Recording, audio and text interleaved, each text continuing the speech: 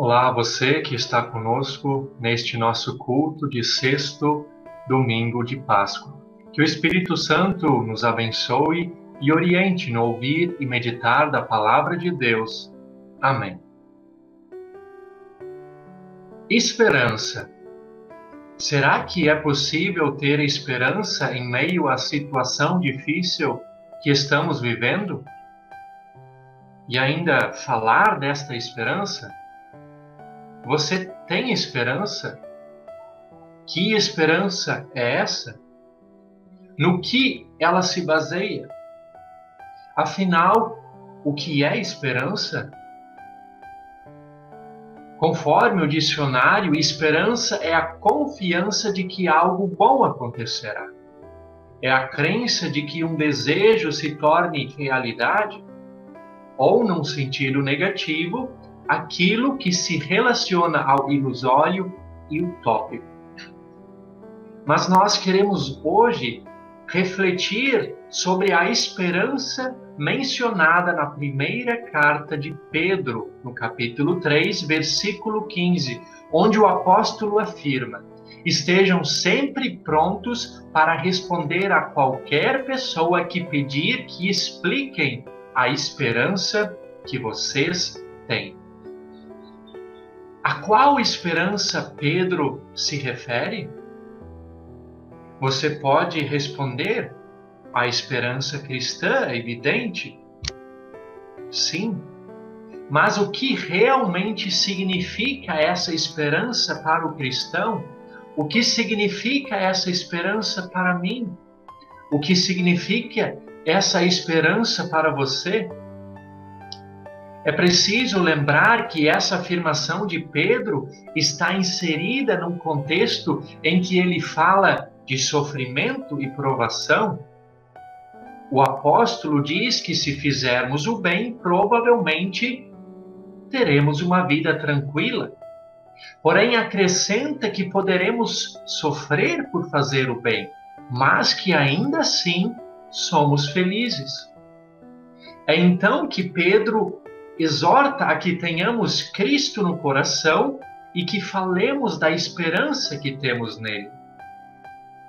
Ele recomenda que façamos isso com educação, respeito e consciência limpa, para que quando formos insultados, aqueles que falarem mal da nossa conduta como seguidores de Cristo fiquem envergonhados.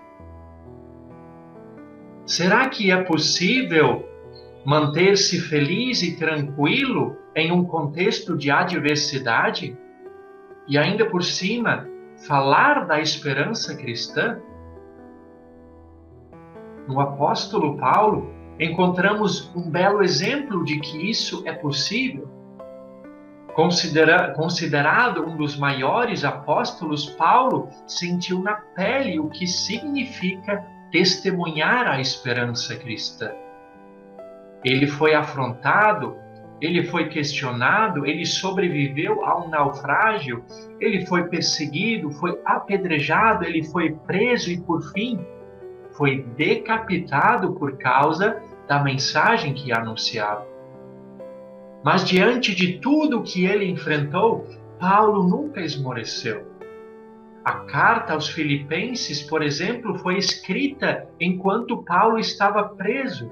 E essa carta é considerada a carta da alegria, na qual Paulo fala sobre a alegria que os cristãos desfrutam pela vida em comunhão com Cristo e uns com os outros. É nesta carta que Paulo afirma: aprendi a viver contente em toda e qualquer situação. Entre as leituras deste domingo, temos um belo exemplo de situação em que Paulo teve a oportunidade de falar a respeito da sua esperança cristã. Ao chegar em Atenas, Paulo ficou perplexo e revoltado diante da idolatria daquela cidade. Atenas estava repleta de altares para os mais variados deuses.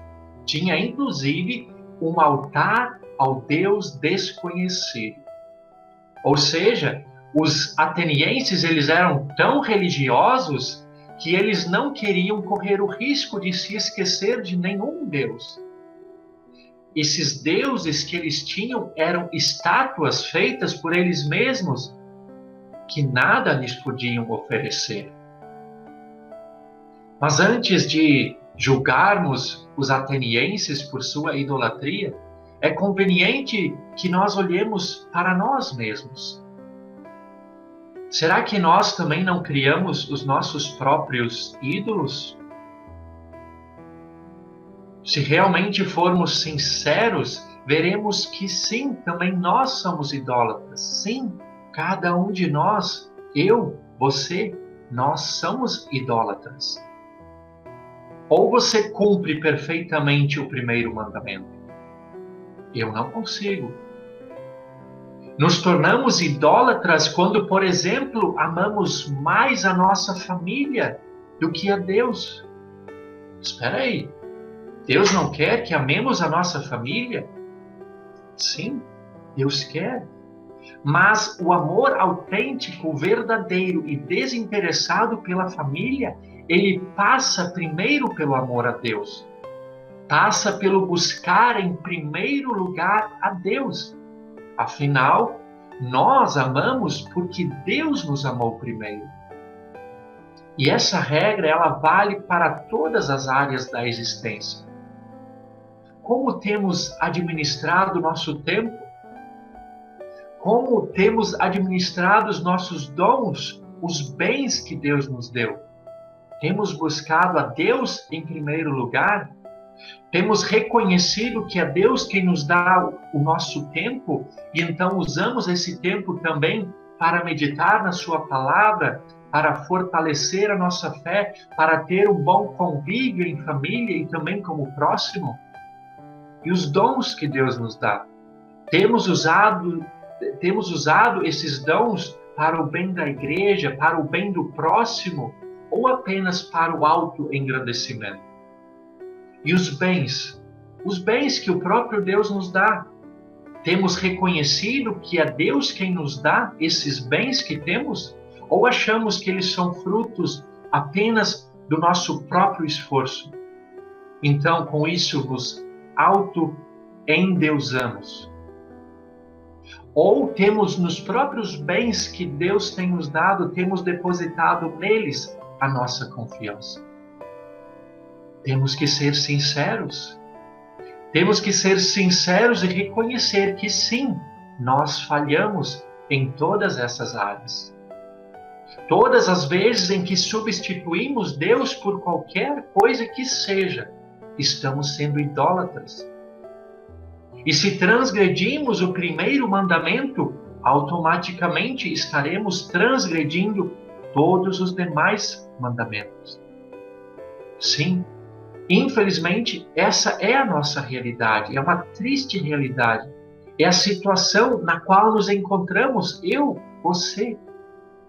Com oscilações, é claro, talvez para uma inclinação, alguns para uma inclinação para esta, outras para aquela fraqueza. Mas o fato é que todos nós manifestamos esses males. E tudo isso nada mais é do que a manifestação do pecado que habita em cada um de nós, o pecado que habita em mim, o pecado que habita em você. E agora? E agora? É justamente agora, querido irmão, querida irmã, quando caímos na real, quando reconhecemos a nossa precária situação na qual nos encontramos, que entra em ação aquela esperança da qual fala Pedro em sua carta. Qual é essa esperança? Pedro diz: pois o próprio Cristo sofreu uma vez por todas pelos pecados, um homem bom em favor dos maus, para levar vocês a Deus. Essa é a esperança cristã. A maravilhosa notícia na qual nós depositamos a nossa fé. Um homem bom em favor dos maus. Quem é esse homem bom? Quem são os maus? Nós. Sim, nós somos esses homens maus. E Jesus Cristo é o Deus homem perfeitamente bom, que sofreu o castigo que eu e você merecíamos por causa da nossa idolatria. Com isso, temos o perdão dos nossos pecados e somos levados de volta para Deus. E essa esperança foi nos dada a mim, foi dada a você no dia em que fomos batizados. É o batismo que nos dá a salvação por meio da ressurreição de Jesus Cristo, como diz Pedro em sua carta. E a salvação não é algo para depois, não é algo que está lá distante, mas a salvação é para agora. Nós já usufruímos desta salvação. A salvação, ela está no perdão dos pecados. Quando você, em seus devocionais diários, no fim do dia, reconhece seus pecados a Deus e confessa seus pecados, e Deus o perdoa. O perdão dos pecados está em nosso culto, quando há pouco nós confessamos os nossos pecados e o pastor, em nome de Deus, perdoou os nossos pecados. Ali está a salvação. A salvação, ela está no fortalecimento da fé que nós recebemos mediante ouvir da palavra de Deus, mediante o ler e estudar a palavra de Deus. Está nos sacramentos, batismo e santa ceia. Lá está a salvação. A salvação, ela está na nova vida que temos pela fé em Jesus Cristo. Talvez você se pergunte, mas que nova vida é essa se continuamos pecando? Essa nova vida é a vida de fé, na qual somos guiados e orientados pelo Espírito Santo. Aquele auxiliador, o Espírito da verdade, do qual Jesus fala no Evangelho de João, o Evangelho que ouvimos há pouco. O auxiliador, o Espírito que o próprio Jesus pediu ao Pai que o enviasse para ficar conosco para sempre. É o Espírito Santo que nos leva e mantém na fé em Jesus. A nova vida que temos em Cristo não quer dizer que agora sejamos perfeitos e não pequemos mais. Isso acontecerá apenas na eternidade. Essa nova vida, ela é vivida debaixo da graça de Deus, sob a graça de Deus, onde em resposta ao amor de Deus, procuramos viver uma vida correta em conformidade à vontade de Deus e em amor ao próximo. Mas, quando caímos em pecado, sabemos que em Cristo, sempre de novo, nós encontraremos um Deus que de braços abertos está disposto a nos acolher e nos perdoar. E quem nos conduz em todo esse processo contínuo de reconhecimento de pecado, de perdão e de vida cristã, é o Espírito Santo, aquele que Cristo prometeu, aquele que foi enviado a nós e que está conosco o tempo todo. Além do Espírito Santo estar sempre conosco, o próprio Jesus prometeu que não nos abandonaria, como foi lido no Evangelho de hoje, e ele também garantiu que assim como ele vive, nós também viveremos. Essa é a promessa que nós temos. Essa é a realidade concreta do Deus da Bíblia. Um Deus que vem a nós como Pai, Filho e Espírito Santo como único objetivo de nos beneficiar de todas as formas possíveis. Um Deus que nos mantém vivos e não nos deixa cair, como diz o Salmo de hoje. Um Deus que nos ouve e nos ama, motivo pelo qual o salmista pôde exultar.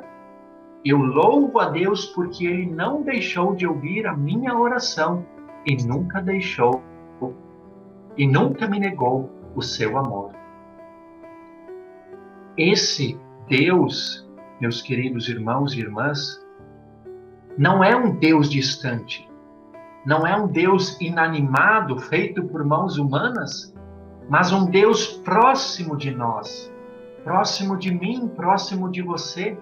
O Deus que, conforme as palavras de Paulo lá em Atenas, fez o mundo e tudo que nele existe, que é o Senhor do céu e da terra e não mora em templos feitos por seres humanos.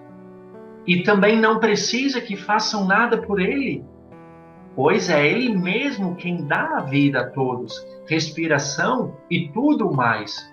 Que de um só homem criou toda a raça humana para viver na terra. Um Deus que não está longe de cada um de nós, porque nele vivemos, nos movemos e existimos. Essas foram as palavras de Paulo aos atenienses, e quão consoladoras, quão belas são essas palavras. Quão maravilhoso é esse Deus que está próximo de cada um de nós. Esse é o Deus cristão. Sim, esse é o Deus amoroso, o Deus próximo, o Deus ativo e presente em nossa vida, na vida dos seus filhos, na minha vida, na sua vida. Foi sobre essa esperança que Paulo falou aos atenienses ao apresentar-lhes aquele Deus que eles desconheciam. O Deus que se revela ao mundo através da vida e obra de Jesus Cristo. Foi essa esperança que levou Paulo a viver contente em toda e qualquer situação. Foi essa esperança que levou Pedro a afirmar que somos felizes mesmo quando sofremos por fazer o bem. Então, querido irmão, querida irmã, será que é possível ter esperança em meio à situação difícil que estamos vivendo? Se a nossa esperança ela estiver fundamentada nesse Deus que é Pai, Filho e Espírito Santo, não há o que temer. Pois sempre existirão motivos para ter esperança. Por pior que seja a situação, por mais difíceis que sejam os dias, jamais estaremos sozinhos e desamparados. Deus não apenas promete, mas de fato se coloca ao lado de cada um de nós. Ele se coloca ao meu e ao seu lado. Ele está conosco nos momentos bons e principalmente nos momentos difíceis, porque Deus sabe o que é sofrer, Ele sabe do que necessitamos, Ele sabe daquilo que precisamos. Foi Deus que sofreu a nossa maior dor na cruz. Foi Deus quem resolveu em Jesus, através de Jesus, o nosso maior problema, que é o pecado. E se em meio às dificuldades desta vida, algo vier a nos acontecer, pela fé em Jesus, nós temos uma garantia e uma promessa. Porque eu vivo, vocês também viverão. Palavras do próprio Jesus para cada um de nós. Essa é a nossa esperança. É nela que se baseia a nossa fé. Portanto, meu querido irmão e minha querida irmã, é possível sim ter esperança. E não apenas ter essa esperança, mas também é possível compartilhar esta esperança, esta maravilhosa esperança com outras pessoas, a exemplo do que fizeram os apóstolos e cristãos de todos os tempos. Que o Espírito Santo ele nos mantenha firmes nesta fé e nos capacite para que estejamos sempre prontos para falar desta esperança para aqueles que ainda não a conhecem. Por Jesus, nosso Salvador. Amém.